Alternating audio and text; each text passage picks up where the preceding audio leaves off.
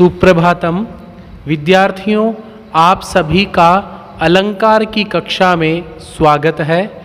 मैं कुलदीप शर्मा, सहायक आचार्य, राजकीय कन्या स्नातकोत्तर महाविद्यालय सवाई माधोपुर। विद्यार्थियों, जैसा कि आप जानते हैं, कोटा विश्वविद्यालय के बीए प्रथम वर्ष के प्रथम प्रश्न पत्र में अलंकार विषय को रखा गया है। आज की कक्षा में हम सभी संदेह और भ्रांतिमान अलंकारों के बारे में पढ़ेंगे। देखते हैं कि इनके लक्षण और उदाहरण और उनकी व्याख्या क्या है। सबसे पहले संदेह अलंकार है, उसका लक्षण कुछ इस प्रकार है। संदेह प्रकृतेन्यस्य संशय प्रतिबोधितः भेदोक्तौ तदनुक्तौ च द्विधासौ परिकीर्तितः।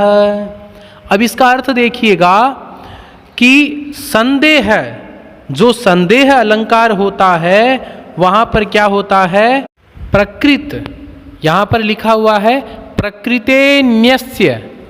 अब विद्यार्थियों, ये जो प्रकृत है इसका अर्थ आपको आना चाहिए और परीक्षा में पूछा जा सकता है। यहाँ पर प्रकृत का अर्थ होता है उपमेय, ठीक है। उसके बाद में लिख रखा है अन्यस्य। यहाँ पर अन्यस्य का अर्थ होता है उपमान। ये छोटे छोटे प्रश्न प्रतियोगी परीक्षा में पूछे जाते हैं। तो यहाँ पर प्रकृत का अर्थ होता है उपमेय। उपमेय किसको कहते हैं? मुख, अर्थात जिसकी उपमा की जाती है उसको उपमेय कहा जाता है, जैसे बालिका का मुख। और अन्यस्य का अर्थ होता है उपमानस्य। उपमान का मतलब यहाँ पर होता है जिसके द्वारा उपमा की जाती है, जैसे चंद्रमा, ठीक है। तो संदेह होता है, उसमें क्या होता है? प्रकृते। प्रकृते का मतलब होता है उपमेय में अन्यस्य। उपमान का क्या होता है? संशयः। संशयः का अर्थ क्या होता है? संदेह होता है। आपको समझ में आ गया? प्रतिबोधित है।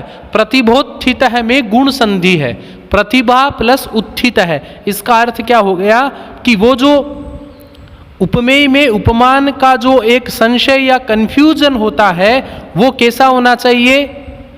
प्रतिबोधित है, कवि कल्पित होना चाहिए, प्रतिभा से उत्थित होना चाहिए। भेदोक्तौ तदनुक्तौ च, इसके दो भेद है। संदेह अलंकार के कितने भेद है?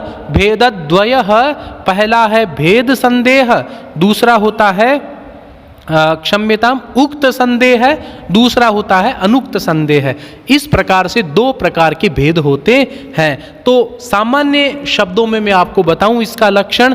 उपमेय के विषय में उपमान की शंका यदि कवि की प्रतिभा से यदि की गई हो तो वहां पर संशय अलंकार होता है। संदेह अलंकार दो प्रकार का होता है। एक तो जहां उपमान और उपमेय में भेद कहा जाता है। देखो, ये जो भेदोक्त है, भेदोक्त संदेह है, जो इसका पहला भेद है, उसमें क्या कहा गया है? जहां पर उपमान और उपमेय दोनों में भेद दिखाई देता है, ठीक है। दूसरा, दोनों में जहां भेद नहीं किया जाता है उसको भेदानुक्त संदेह अलंकार कहा जाता है।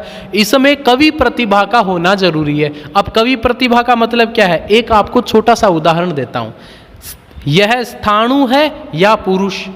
अब इसमें संदेह अलंकार करेंगे क्या? एक व्यक्ति रात को उठा, उठते ही उसने एक ठूंठ को देखा।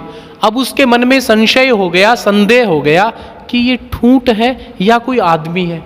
अब ये ठूंठ है या कोई आदमी है, सामान्य सी बात है। यहाँ पर प्रकृत मतलब उपमेय में उपमान का संशय तो है, पर वो कवि की कल्पना से रहित है, कवि की प्रतिभा से वो अस्पृष्ट है। यदि यहाँ पे कुछ कहने से आपको अच्छा लगता, अरे वाह कितना इसमें अच्छा संदेह है प्रकट किया है, ऐसा तो कुछ है नहीं, ठीक है। तो इसलिए स्थाणुर्वा पुरुषो वा, इसमें विद्यार्थियों संशय कवि कल्पित नहीं है। वस्तुतः संदेह अलंकार में कवि एक ही प्रकृत पदार्थ में अपनी प्रतिभा के द्वारा अप्रकृत पदार्थों की संशय अवस्था उत्पन्न करता है, ठीक है। अब जैसे मान लो संदेह की दशा में चित्त वृत्ति सदा दोलायित रहती है, मतलब आप कंफ्यूज रहते हो, आप दोनों के बारे में नहीं कह सकते। आप कभी तो सोचते हो यार ठूंठ होगा, कभी सोचते नहीं नहीं ये तो आदमी होगा। तो आपका जो चित्त की स्थिति है वो दोलायमान रहेगी। यह प्रकृत तथा अप्रकृत दोनों छोरों को छूती हुई किसी एक के विषय में निश्चित नहीं कर पाती है। यही संदेह अलंकार होता है। जैसे आपको एक उदाहरण बताता हूँ विद्यार्थियों। अयम मार्तंडः किम सखलु तुरगई सप्तभिरितः कृशानु किम सर्वा प्रसरति दिशो नैशनियतम कृतांतक किम साक्षात् महिषवहनो साविति चिरम समालोक्याजौ त्वां विदधति विकल्पान् प्रतिभटा। अब इसमें देखो, इसका अर्थ देखिएगा, अर्थालंकार है ना, तो इसका अर्थ देखिएगा। एक व्यक्ति बोलता है, हे महाराज, तुम्हारे संग्राम में देखकर शत्रुगण के प्रतिद्वंद्वी यह सोचते हैं कि वीर यह सूर्य है क्या। अब वो राजा जो ही लड़ाई करने के लिए लड़ता है ना, तो वो उसके पराक्रम को देख करके उनके शत्रु बोलते हैं, अरे यार ये तो सूरज है क्या। तब बोलता है, नहीं नहीं ये सूरज तो नहीं हो सकता, सूरज तो सात घोड़ों के रथ पर चलता है, पर तो ये तो एक ही रथ पर है। देखो किस प्रकार से कवि एक संदेह को प्रकट कर रहा है। पहले बोल रहा है राजा है या सूर्य है, ना सूर्य तो नहीं हो सकता, क्योंकि सूर्य 7 घोड़ों के रथ पर चलता है, पर इसके तो इतने घोड़े नहीं है, है ना। तो ये प्रतिभा के द्वारा संशय है। तो फिर सोचता है, फिर क्या यह आग है क्या। नहीं नहीं, वह तो सब दिशाओं में नहीं फैल सकता, आग तो ऊपर की ओर जाती है। पर ये जो राजा इतना भयंकर है कि कभी किस दिशा में, कभी किस दिशा में, कभी किस दिशा में आग है। पर फिर बोलता है, ना आग तो नहीं हो सकता। तब क्या यमराज है क्या। नहीं नहीं, वह तो भैंसे की सवारी करता है। इस प्रकार से कवि ने देखो कितना सुंदर यहां पर संदेह प्रकट किया है। संदेह का यहां पर अर्थ क्या है, जो चित्त की स्थिति है वो दोलायमान है, वो क्या है इसके बारे में डिसाइड नहीं कर पा रहा। इसी को क्या बोलते हैं विद्यार्थियों, संदेह बोला जाता है। आगे और देखिएगा, एक और श्लोक है। अस्या सर्ग विधौ प्रजापतिरभुचंद्रोनुकांति प्रद चित्तोन्मादरसस्वयन्नुमदनो मासो न पुष्पाकर वेदाभ्यास जड़ कथम नु विषय व्यावृत्त कौतूहलो निर्मातुं प्रभवेन् मनोहरमिदं रूपम पुराणो मुनिः। इसका अर्थ देखिएगा, इसके निर्माण के लिए कांति देने वाला चंद्रमा था क्या, चित्त को उन्मत्त बना देने वाला कामदेव अथवा पुष्पाकर मास प्रजापति था का। अब देखिएगा विद्यार्थियों, यहां पर उर्वशी है, उर्वशी को देखकर पुरूरवा की उक्ति है कि ये उर्वशी को बनाया किसने होगा। उर्वशी वो क्या क्या सोचता है, इसके निर्माण के लिए जरूर मुझे लगता है चंद्रमा ने बनाया होगा। क्यों, चंद्रमा की भी कांति और इसकी भी कांति। फिर बोलता है पता नहीं चित्त को उन्मत्त करने वाला कामदेव है ना, वो खुद ही प्रजापति बन गया होगा, कामदेव ने बनाया होगा, या फिर इसने स्वयं वसंत ऋतु ने आकर बनाया होगा। फिर वो सोचता है एक बात की तो मुझे गारंटी है कि वेद के पढ़ने से जड़ तथा विषयों से जिसका कौतूहल दूर हो गया, वह पुराना मुनि ब्रह्मा इतना मनोहर रूप कैसे बना सकता है। इस उर्वशी को ब्रह्मा जी ने तो नहीं बनाया। क्यों नहीं बनाया, वेदाभ्यास करने से जिनकी बुद्धि है वो विषयों में आसक्त नहीं है, वो बुद्धि कैसे बना सकती है इतना बढ़िया चित्र। ये तो जरूर कामदेव ने बनाया होगा। विद्यार्थियों, यहाँ पर ब्रह्मा जी और कामदेव आदि के अंदर क्या किया है, एक प्रकार के कंफ्यूज को क्रिएट किया गया है, जिसको पढ़ने से लगता है कि कवि ने कितनी सुंदरता से इसको बात को कही है। ठीक है, इसलिए आपने देखा होगा पहला वाला जो अयम मार्तंड है किम, ये जो श्लोक है ये भेदोक्ति वाला संदेह अलंकार का उदाहरण है। प्रथम वाक्य में कही शंका का दूसरे वाक्य से निराकरण किया गया है। किंतु मार्तंड के अभाव का तो निश्चय होता है, किंतु राजा का निश्चय नहीं होता है। आपको समझ में आ गया होगा। दूसरे उदाहरण में श्लोक के भेद का अकथन है, इसलिए यहाँ पर भेदानुक्त नाम का संदेह अलंकार है। इस प्रकार से विद्यार्थियों, मैंने आपको संदेह अलंकार का जो लक्षण है आपको इतना ध्यान रखना है कि उपमेय में जब उपमान का क्या किया जाता है, जब संदेह को प्रकट किया जाता है, जिस प्रकार से एक अयम मार्तंड है किम वाले उदाहरण में राजा है वो उपमेय है, और उस उपमेय के अंदर ये सूर्य है क्या, ये यमराज है क्या, यह अग्नि है क्या, इस प्रकार से संदेह को प्रकट किया जाता है। इसी को क्या बोलते हैं विद्यार्थियों, संदेह अलंकार कहा जाता है। अब आपके सामने प्रस्तुत है भ्रांतिमान अलंकार। भ्रांतिमान अलंकार का लक्षण देखो कुछ इस प्रकार है। साम्यात् अतस्मिन् तद्बुद्धिः भ्रांतिमान प्रतिबोधितः। क्या होता है? साम्यात्, इसका पदच्छेद करूंगा मैं।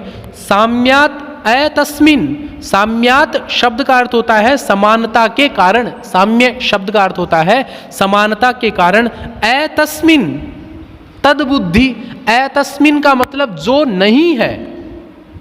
अतस्मिन् में अ है वो नई अव्यय से आता है जिसका अर्थ होता है नहीं। तो अतस्मिन् मतलब जो नहीं है, तद्बुद्धि जो नहीं है उसको मानना, तद उसको बुद्धि मतलब उसकी बुद्धि करना, उसको मानना, उसको भ्रांतिमान कहा जाता है। और यह भ्रांति भी कैसी होनी चाहिए विद्यार्थियों? यह भ्रांति होनी चाहिए प्रतिभा, कवि की कल्पना से युक्त होनी चाहिए। तो जो वस्तु वह नहीं हो जिसे देखकर उस रूप में कल्पना द्वारा समानता मानना भ्रांतिमान अलंकार है। विद्यार्थियों में जरा स्पष्ट कर दूं, संदेह अलंकार में आदमी निश्चित नहीं हो पाता है कि ये क्या है क्या नहीं है। कभी सोचता है ठूंठ है, कभी सोचता है पुरुष है। पर भ्रांतिमान में, भ्रांतिमान का उदाहरण देता हूं। एक व्यक्ति रात को उठा, एक काली कलर की रस्सी पड़ी थी, हवा में हिल रही थी। उसने सोचा सांप है, और सांप सोच करके वह व्यक्ति डर के सो गया। विद्यार्थियों, इसमें भ्रांति कहते हैं। दोनों में अंतर क्या है? ठूंठ वाले उदाहरण में व्यक्ति का ज्ञान निश्चित नहीं है कि पुरुष है या ठूंठ है, पर भ्रांति में यह निश्चित है कि सांप ही है। यदि उसको थोड़ा बहुत भी पता चल जाए ना कि नहीं ये तो रस्सी है, तो उसका डर गायब हो जाता है। समझ में आ रहा ना आपके? तो भ्रांति में कहीं ना कहीं ज्ञान की निश्चितता होती है, भले ही वह ज्ञान झूठा हो। तो रस्सी, वहां पे सांप नहीं है रस्सी में, फिर भी उसको सांप मानना। इस अलंकार में अप्रकृत पदार्थ के स्थान पर अप्रकृत पदार्थ का झूठा ज्ञान होता है। एक छोटा सा उदाहरण बताता हूं। समुद्र के किनारे पर सीप होती है, बिल्कुल सफेद वर्ण की, चमकती रहती है। दूर से देखता है तो लगता है जैसे कोई चांदी का कोई पात्र पड़ा हो, है ना। तो इसमें क्या होता है कि वैसे ही प्रमाता की चित्तवृत्ति प्रकृति को अप्रकृत समझ लेती है, जो चीज है उसको दूसरा समझ लेती है। भ्रांति ज्ञान का काव्य में चमत्कार पूर्ण वर्णन होने पर भ्रांतिमान अलंकार होगा, हाँ, पर उसमें कवि की प्रतिभा का होना जरूरी है। अब आप बोलोगे कि नीलगाय के समान गवय है, या फिर आप सोचोगे कि जैसे मान लो कि उस सीपी में चांदी है, क्या इसमें भ्रांतिमान अलंकार होगा? इसमें विद्यार्थियों नहीं हो पाएगा। क्यों नहीं होगा? क्योंकि इसमें प्रतिभा की कमी है। संदेह तथा भ्रांतिमान में यही तो अलग बात है, क्योंकि संदेह में चित्त वृत्ति प्रकृत और अप्रकृत दोनों पक्षों में दोलायित रहती होने के कारण निश्चित नहीं कर पाती है कि यह एक्चुअल में क्या है। भ्रांतिमान में चित्त वृत्ति एक पक्ष में निश्चित होती है, भले ही वह झूठी हो। अब इसका मैं आपको उदाहरण बताता हूं। महाराज श्रीमान जगति यशसा ते धवलिते पयः पारावारं परम पुरुषोऽयं मृगयते कपर्दी कैलासं कविवरमथायं कुलिशभृत् कलानाथं राहु कमलभवनो हंसमधुना।